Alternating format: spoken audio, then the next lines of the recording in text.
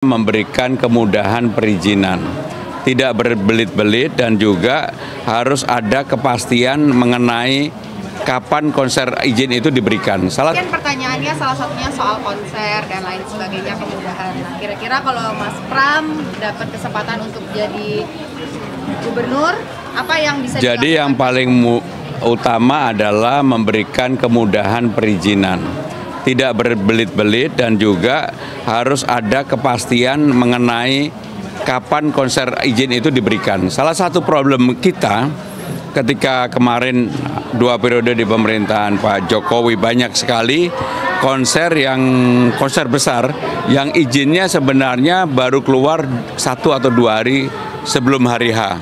Padahal tiketnya sudah terjual. Ini yang konser-konser besar. Itu nggak boleh terjadi lagi. Jadi harus dilakukan secara baik, direncanakan secara baik supaya baik para promotor maupun apapun lah, mereka juga tidak semena-mena menerapkan harga yang tadi dikritik oleh beberapa orang yang mengajukan pertanyaan. Jadi transparansi terhadap perizinan menjadi hal penting dan sebenarnya kemarin sudah ada peraturan bersama Menteri Dalam Negeri, Kapolri, kemudian juga Menteri Pariwisata untuk hal ini. Dan mudah-mudahan di pemerintahan baru ini dilanjutkan.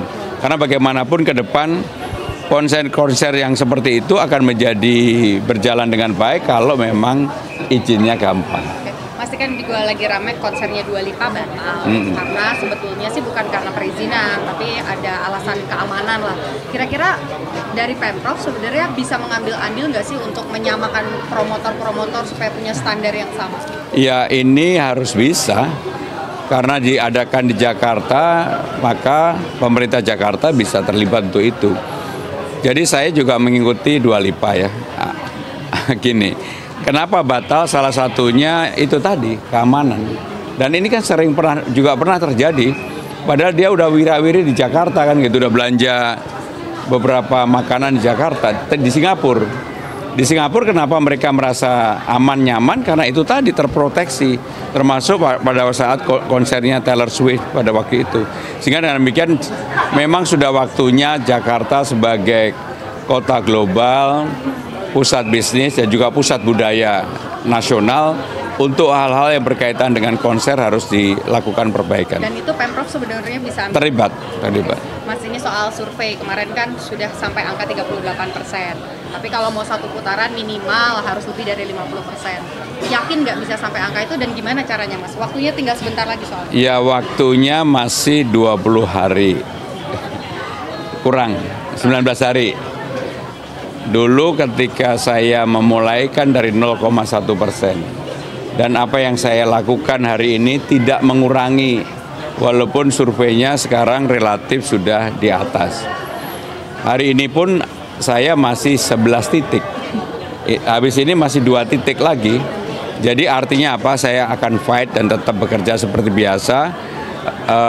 Survei itu hanya menjadi acuan bagi saya. Tapi target ada, Mas, misalnya ya udah angkanya di atas 50% kalau dari ya kita harus fight untuk itu. Maka sekarang ini yang ada dalam pikiran saya, mudah-mudahan pemilihan gubernur dan pemilihan bupati wali kota bukan hanya di Jakarta tapi di seluruh daerah berjalan dengan baik, transparan dan juga tidak ada yang katakanlah menggunakan politik uang.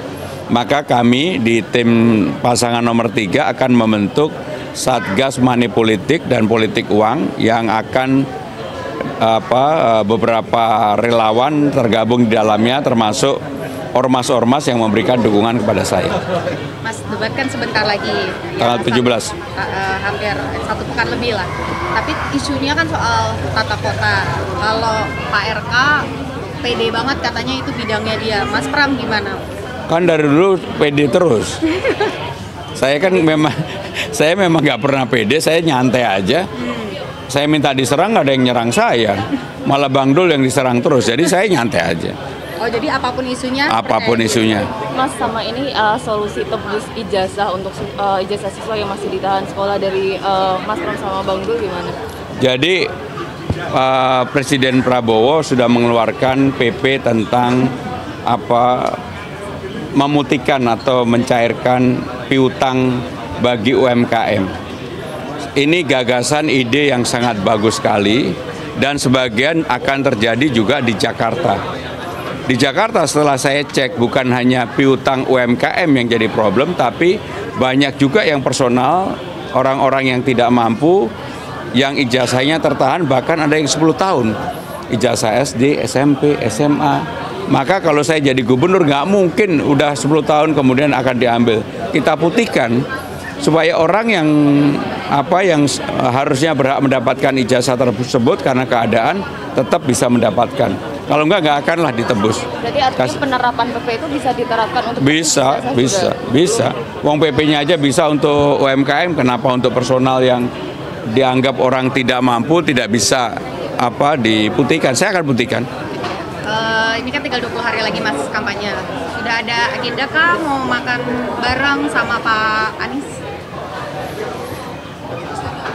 Saya sekarang konsentrasi untuk keliling. Malam ini masih ada 2 lagi. Saya hari ini, pagi ini, hari Sabtu ke Glodok untuk pergi minum kopi di Taki.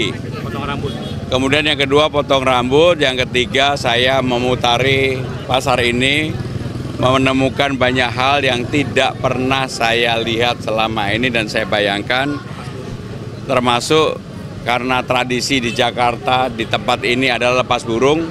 Tadi saya juga melepas burung. Ini adalah simbol-simbol budaya sebenarnya, simbol-simbol budaya yang dipercaya oleh sebagian besar masyarakat, hampir semua orang mempercaya itu. Bagi saya pribadi mudah-mudahan ini menjadi energi yang positif, ya. Mas Pram tadi sempat ke pasar juga, tadi ada ini nggak aspirasi yang ditangkap dari para pedagang? Jadi tadi saya menanyakan di pasar dan beberapa toko, rata-rata omsetnya sebenarnya masih stabil. Karena apalagi sekarang ini kan banyak turis yang sedang berkunjung ke tempat ini, banyak sekali mereka, dan mereka minta untuk kalau pemerintahan yang baru untuk fasilitasnya dipermudah lah, diperbaiki dan sebagainya. Rata-rata itu yang jadi permintaannya. Durasi debat yang wacananya akan bertambah begitu? Durasi debat mau bertambah berkurang buat saya nggak persoalan.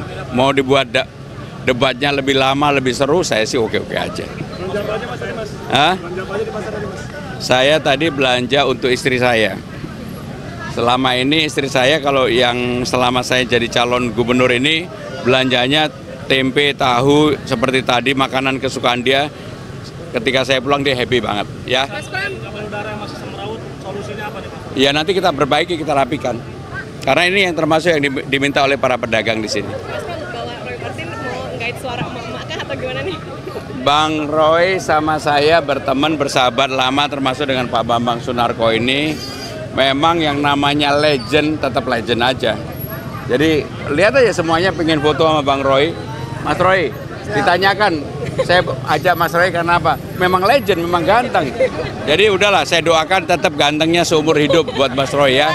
Ya, minimal karismanya nular sama saya. Makasih ya.